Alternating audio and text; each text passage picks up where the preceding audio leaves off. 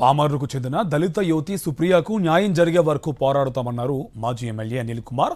ఈ కేసులో దుర్మార్గంగా వ్యవహరించిన పోలీసులను విడిచిపెట్టే ప్రసక్తే లేదన్నారు. వారం రోజుల్లో సుప్రియ తల్లిదండ్రులను తీసుకుని ఢిల్లీకి వెళతామన్నారు.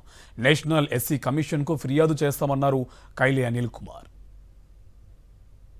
పోలీస్ స్టేషన్లో మీరు కొట్టడానికి ఎవరిని కొట్టినా ఎవరి ప్రాథమిక హక్కులు లేవా? మేము కూడా చూస్తాం. నేను కూడా ఈ కేసును వదిలిపెట్టే ప్రసక్తే లేదు.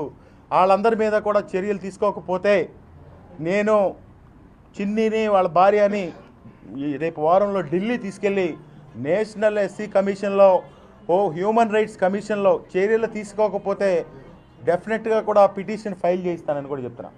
ఎందుకంటే ఆడపిల్ల చదువుకునే పిల్ల రేపొద్దున భవిష్యత్తు ఉంది. రేపొద్దున ఆ పెళ్లి అన్ని రకరకాలైన కారణాలు ఉంటాయి. ఇవన్నీ కూడా పక్కన పెట్టి నీకు 307 నీకు చట్టం నీ చేతిలో ఉందని రాసేస్తారా? అదేనంటే నోటీసులు ఇస్తారా? ఇవన్నీ ఎక్కడ చూడలేదు. కృష్ణా జిల్లాలో కొత్త సంస్కృతి చూస్తూ ఉన్నాం. పామర్రుకు చెందిన దళిత యువతి సుప్రియపై పోలీసులు అక్రమ కేసు పెట్టారని మండిపడ్డారు మాజీ మంత్రి పేర్ని నాని. ఈ నెల 21న సుప్రియ, ఆమె తల్లిదండ్రులు పామర్రు స్టేషన్కు వెళ్లారని, ఆ రోజు పోలీస్ స్టేషన్లోని సీసీటీవీ ఫుటేజ్ను విడుదల చేయాలని డిమాండ్ చేశారు. నిజంగానే పోలీసులు సుప్రియపై దాడి చేయలేదని నిరూపించాలన్నారు. అలా చేస్తే తన మాటలు వెనక్కి తీసుకుంటానని పేర్ని నాని సవాల్ విసిరారు. మా సబ్ ఇన్స్పెక్టర్ గారి దగ్గర తేజ ఎవరైతే జుజ్జువరపు చిన్ని ఆరోగ్యం కుమారుడైన సుప్రియ ఎవరైతే ఇవాళ సబ్ జైల్లో జుజ్జువరపు సుప్రియ ఉందో, నర్సింగ్ విద్యార్థిని అమ్మాయి, అది కూడా నేరం అంటే వెనక్కి తీసుకుంటాను. ఆ అమ్మాయి నర్సింగ్ చదువుతున్న విద్యార్థిని. ఆ అమ్మాయి తమ్ముడు తేజ దొంగతనం చేస్తున్నట్టుగా సీసీ ఫుటేజ్లు ఉన్నాయని చెప్పారు. అవి కూడా బయట పెట్టమంటున్నాను నేను. ఆ దొంగతనం చేసేటువంటి సీసీ ఫుటేజ్ని కూడా బయట పెట్టండి.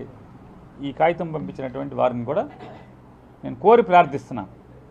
అలాగే ఇంకోటి కూడా అడుగుతున్నాను. నేను తప్ప ఒప్ప నేను వెనక్కి తీసుకుంటాను. పామరు ప్రాంతంలో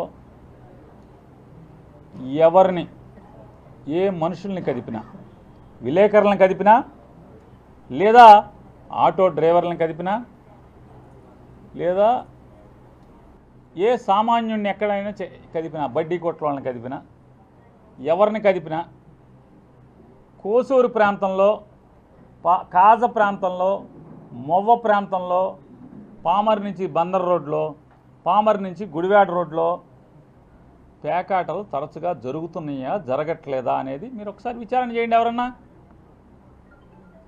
పేకాటలకి నిలయం అయిందా అవలేదా నేను చెప్పే ప్రాంతాలు